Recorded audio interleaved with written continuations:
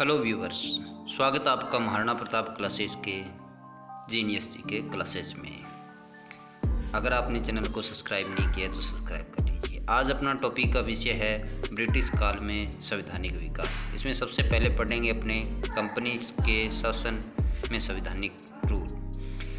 Regulating act 1773 के बारे में देखें तो ईस्ट इंडिया कंपनी पर ब्रिटिश शासन के नियंत्रण का प्रभाव रहा। बंगाल के गवर्नर जनरल को गवर्नर जनरल बना दिया गया। वारेन हास्टिंग के पहले गवर्नर जनरल थे। कुछ मामलों में मुंबई और मद्रास प्रेसिडेंसी को बंगाल प्रेसिडेंसी के अधीन कर दिया गया। बंगाल में एक प्रशासक मंडल का गठन किया गया। गवर्नर जनरल में 4 सदस्य शामिल कर दिए गए। कानून बनाने का अधिकार दे दिया गया। 1774 में बंगाल में सुप्रीम कोर्ट की स्थापना की गई, जिसमें 1 मुख्य न्यायाधीश और 3 न्यायाधीश थे। कंपनी के कर्मचारियों के निजी व्यापार को प्रतिबंध कर दिया गया। दूसरा था पिट्स इंडिया एक्ट 1784। पहली बार कंपनी के अधीन प्रदेशों को ब्रिटिश अधिकृत भारतीय प्रदेश कहा गया। ब्रिटेन में 6 सदस्यीय नियंत्रण बोर्ड स्थापित का गठन किया गया। बोर्ड ऑफ कंट्रोल में सिविल, सैन्य, राजस्व संबंधित मामले रखे गए।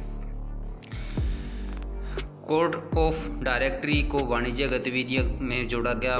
प्रशासन गवर्नर जनरल और उसकी 3 सदस्यों वाली परिषद को एक स्थान से सेनापति को दे दिया गया।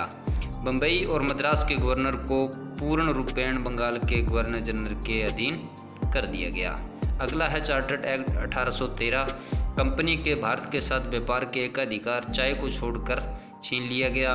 कंपनी का चीन के साथ व्यापार का अधिकार बना रहा और भारत में अंग्रेजी राज्य का संवैधानिक स्थिति की पहली बार स्पष्ट किया गया। अपने को अंग्रेजों का आधिपत्य देखा गया।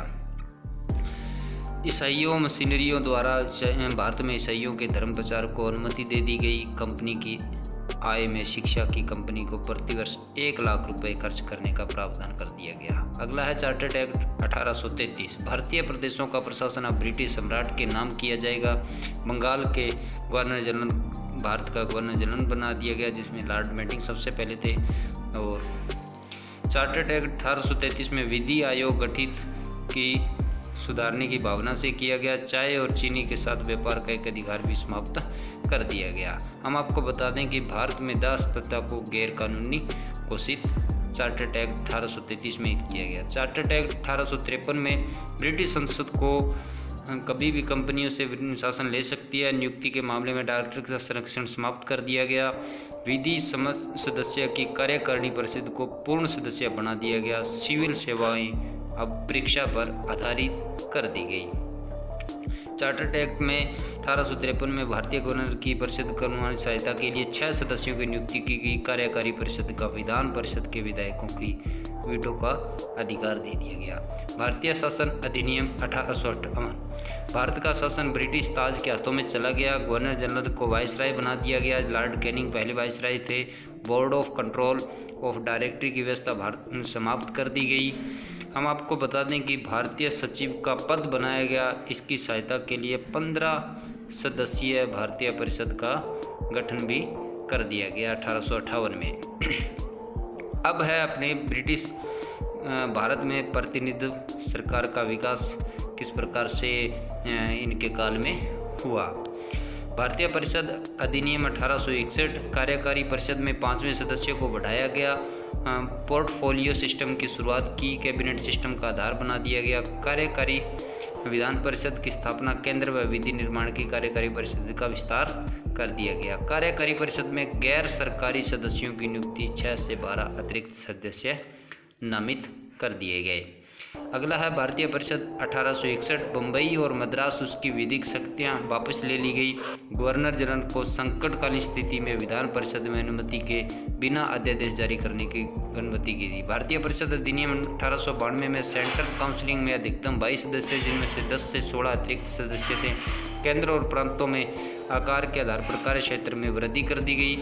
पहली बार चुनाव का प्रयोग, हालांकि चुनाव शब्द का प्रयोग नहीं किया गया, लेकिन चुनाव का प्रत्यक्ष रूप से देखने को अपने को मिला। भारतीय परिषद अधिनियम 1892 में बजट पर विचार करने की गई और प्रश्न पूछने का भी अधिकार पारित कर दिया गया। भारतीय परिषद अधिनियम 1909 मार्लियामेंटो सुधार, जिसको कहा जाता है कार्यकारिणी परिषद में एक भारतीय सदस्य को रखने की व्यवस्था, पहले भारतीय सत्येंद्र सिन्हा थे। अप्रत्यक्ष चुनाव का प्रयोग इसमें कर दिया गया। मुसलमानों के लिए प्रत्यक्ष संप्रदाय मताधिकार का प्रयोग व्यवस्था कर दी गई।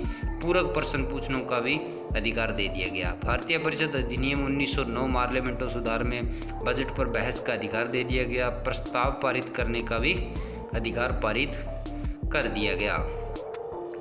अगला अपना टॉपिक है, इसमें ब्रिटिश काल में संवैधानिक में उत्तरदायी सरकार का विकास किस प्रकार से हुआ, आइए अपने देखते हैं। भारतीय सरकार अधिनियम 1919, जिसमें मॉन्टेग्यू चेम्सफोर्ड सुधार कहा गया, इसको केंद्र के कार्यकारी परिषद में 8 में से 3 सदस्य भारतीय होंगे।